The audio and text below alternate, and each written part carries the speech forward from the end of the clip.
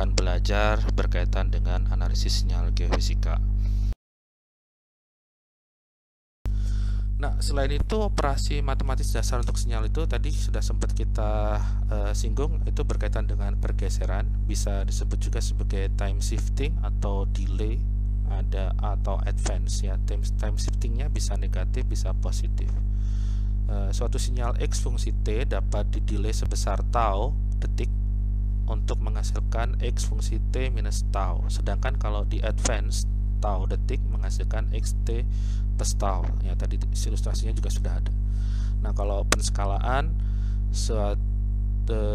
bisa juga disebut sebagai time scaling, adalah variabel waktu pada suatu sinyal X fungsi T dapat diskalakan dengan suatu konstanta untuk mendapatkan sinyal X fungsi alfa kali T. Ya, ini beda dengan perkalian. Nah, ini penskalaannya yang diskalakan di amplitudonya ya. Nah, kemudian pembalikan bisa juga disebut sebagai flipping suatu sinyal. Misalkan XT dapat dibalik, atau ada juga yang menyebutnya di reflect atau di reverse pada variabel waktu dengan cara diskalakan dengan konstanta alfanya itu minus 1. Jadi untuk mendapatkan sinyal X minus T. Contohnya misalkan sinyal XT di sini kalau dibalik bentuknya seperti ini. Nah, kalau yang ini dua ilustrasi yang lain, ilustrasi kalau sinyalnya seperti ini, kita geser ke kanan di delay, kalau digeser ke kiri berarti ini di advance. Ya, ilustrasi yang sebelumnya. Nah, paling saya singgung sekilas saja, mungkin nanti buat lebih lengkapnya nanti bisa dicek di video.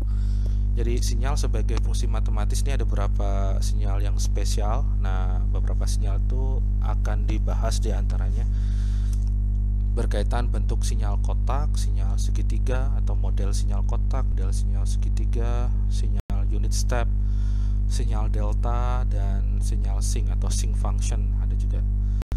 Baik, sinyal kotak. Nah, ini kita biasanya kalau istilah bahasa asingnya rectangular pulse. Nah, jadi kita coba kenalan dulu sama pulse dulu. Suatu pulse pada pengolahan sinyal adalah suatu perubahan amplitudo sinyal yang berlangsung cepat pada waktu yang seketika ya, kalau berhubungan dengan pulse.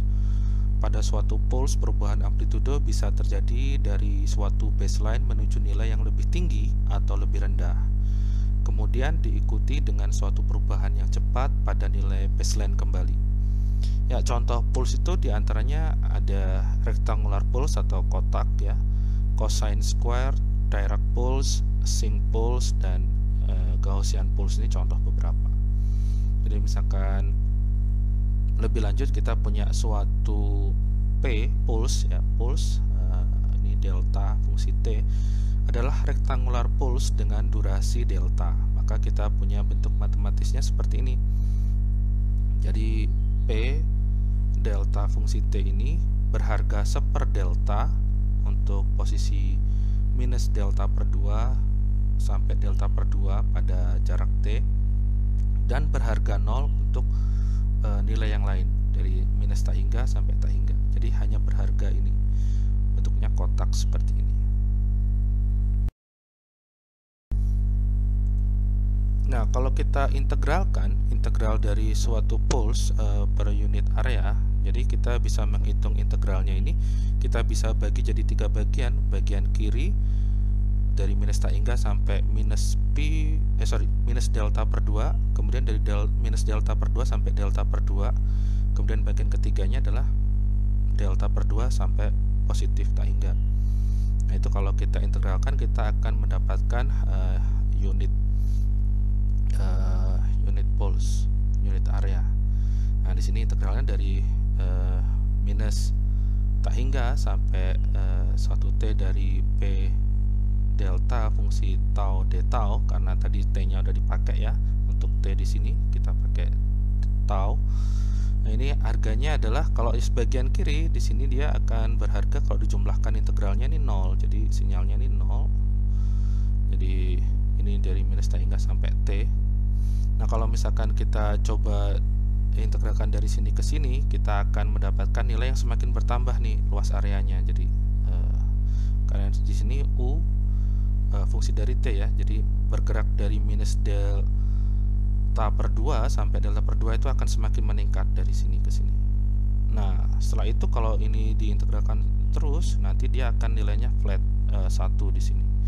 Maka untuk integral dari suatu pulse atau unit area di sini, kita memiliki 3 macam harga, yaitu 1 per delta, dan 0. 0 itu untuk dari T yang lebih kecil dari minus delta per 2. Kemudian bentuk gradien miring ini adalah 1 per delta dikali T tambah delta per 2, itu untuk interval minus delta per 2 sampai delta per 2, dan berharga 1 untuk T nya lebih besar dari delta per 2. Oke. Nah, itu tadi tahapan-tahapan kalau kita mencoba melihat